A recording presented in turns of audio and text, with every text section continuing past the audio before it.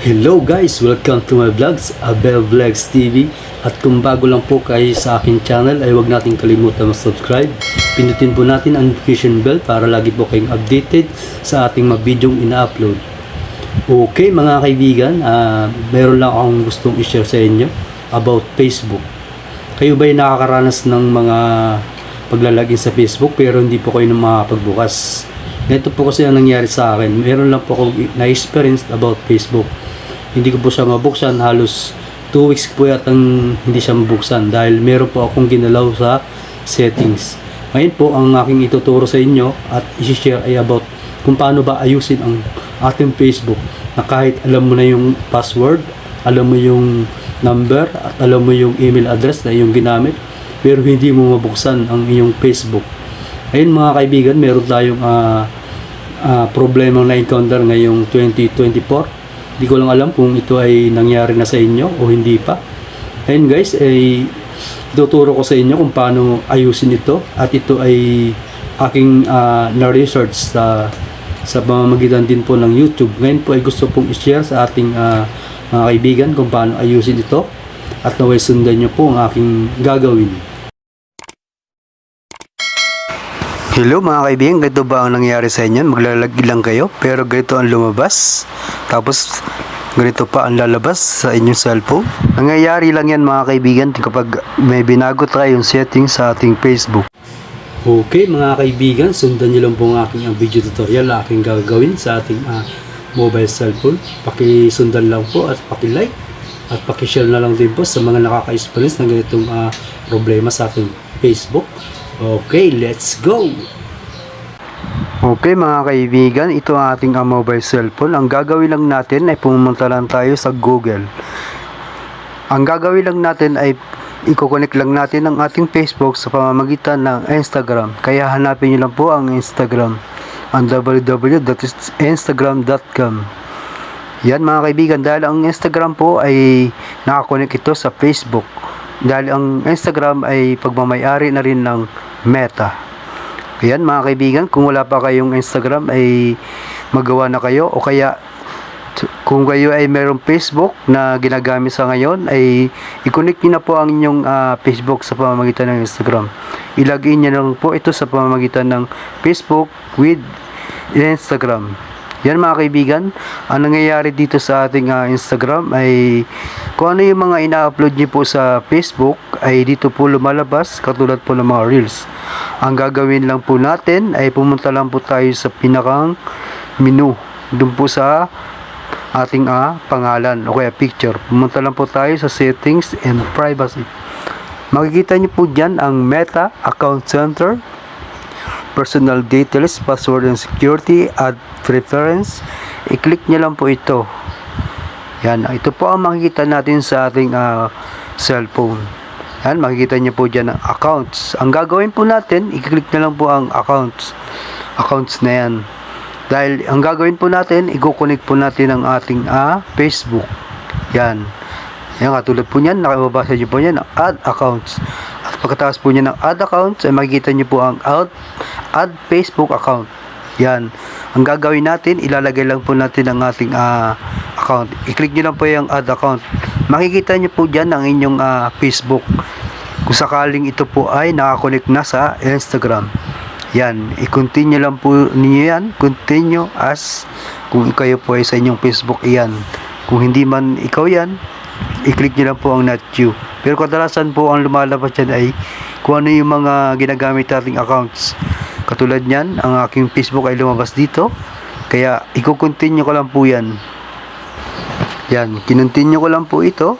Yan, gumamit po tayo ng use this data. Yan. Ang mangyayari po yan ay ang inyong Facebook ay pupunta po yan sa Instagram. Pagkatapos po yan, i-continue lang po ninyo yan. Ibig sabihin po, nakakonect na po itong Instagram sa aking Facebook. So, ang gagawin ko lang po dyan, yan, finish adding your account. I-click nyo lang po ang yes, finish adding. Yan. Pagkatapos po yan, magiging dalawa na po ang account nyo dyan sa baba. Yan, nakalagay na po ang aking Facebook. Ibig sabihin, ang gagawin natin po ngayon ay kung paano natin ibubuhay itong ating Facebook. Yan mga kaibigan. Ngayon naman mga kaibigan, pupunta tayo sa personal details. Ang gagawin lang naman natin mga kaibigan para lang may open natin ang ating Facebook ay ating deactivate. Yan. I-click nyo lang po ang personal details. Ngayon po makikita nyo po dyan yung contact info, birthday. Pumunta lang po tayo dyan sa account ownership and control. Diyan po natin i-manage lahat ng data natin. Yan, makikita yun po dyan ang memorialization, deactivate or deletion. Ang gagawin natin mga kaibigan ay i-deactivate lang natin mga kaibigan. Ang gagawin natin, temporary deactivate. Or kung gusto niya pong i-delete ang inyong account. Pero ang gagawin po natin ay kung paano nga natin i-open. Yan, i-click nyo lang po ang deactivation or deletion. So ngayon po, ang gagawin po natin ay i-click lang po natin ang deactivation. Tapos makikita niyo po diyan ang Facebook. I-click niyo lang po ang inyong Facebook. Yan. Pagka-click po niyo yan, makikita niyo po diyan mababasa ang deactivating account. Deactivating your account is temporary. Tsaka yung delete account. Bali, ang pipiliin po natin diyan na yung deactivate account. Deactivating your account is temporary. Yan. I-click nyo lang po yan. At pagkatapos yan mga kaibigan, ganito nga pala lalabas. Lalabas po dyan ang please re-enter your password to continue. Dahil nga po ang topic po natin ay dahil kahit alam nyo po ang password, ay ganito po ang gagawin natin. I-click nyo lang po ang inyong password. At pagkatapos po ninyong mailagay ang inyong password, pupunta po yan sa pag-deactivate. Ang ilagay nyo lang po ay deactivate temporary only. Yan. Bakit nga ba natin i-deactivate ang ating account?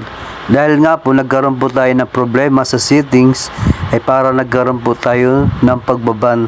Kahit ano pong gawin natin, ay hindi po natin may open ang ating Facebook. So ngayon po, deactivate po siya. Pagkatapos po nun, kapag na-deactivate siya at nilagin po ulit natin, ganito po ang mangyayari. So pupunta lang po tayo sa Facebook, mag-login lang po tayo ng ating account. Yan. Ito po ang mangyayari, makapag-login po tayo sa account. At congratulations po, ganito po ang mangyayari sa ating Facebook. So sa patunay po, ganito po ang mangyayari sa ating email address. Meron po tayo marireceive na email address na katulad po nito. Mababasa niyo po sa inyong email address kung makailanman na i-reactivate ng Facebook account. Yan, maligayang pagdating muli sa Facebook. Ganun lamang po mga kaibigan. Kasimple. Maraming salamat. Okay mga kaibigan, maraming salamat sa panonood ng ating ginawang video. Sana kayo aking natulungan. Kung kayo ay mayroong katanungan, ay mag-comment lang po sa ating comment section para kayo ay aking tulungan. Naway ating malutas ang problema dito sa Facebook. Ngayon, dahil ang Facebook po natin ay masyadong medyo humihigpit na, dahil ang may-ari po ng Facebook ngayon ay ang Meta. Kaya let's go mga kaibigan, mag-subscribe lang po sa ating YouTube channel at i-like po ang ating video at paki-share na lang din po. Maraming salamat. God bless.